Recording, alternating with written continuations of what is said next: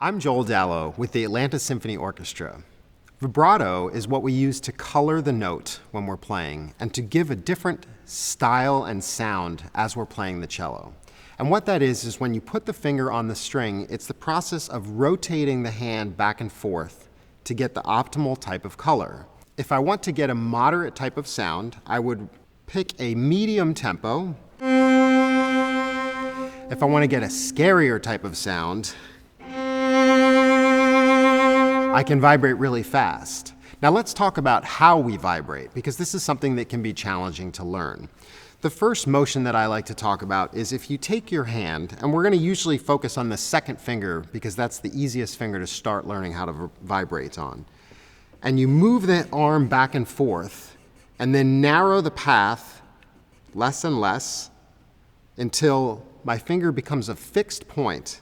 And this is the motion that we want to work on. So my arm is moving back and forth, but then once I place the finger, the hand can still move, but the finger keeps it in the same place. Now the hand needs to be balanced when we vibrate. The second finger is a great example because if you put the second finger down, you usually have the thumb behind the second finger, and the fingers on the hand help you balance, much like a seesaw is a balance point. So you have a balance point on a seesaw that goes back and forth, and this is what we're trying to create on the cello. So we put the second finger down, and we're able to rotate the hand back and forth pretty naturally. When we go to the first finger, it's harder because it's not as much of that seesaw balance point that I was talking about with the hand.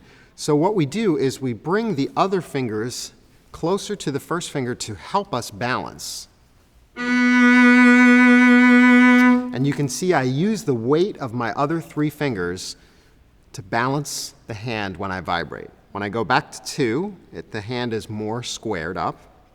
When I get to my third finger, it's the same idea, only I want to lean my first and second finger into the third finger.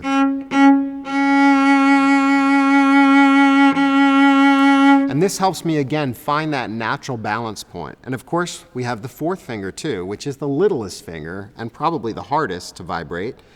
And we'll do the same thing. We'll use the rest of the hand to lean into that fourth finger.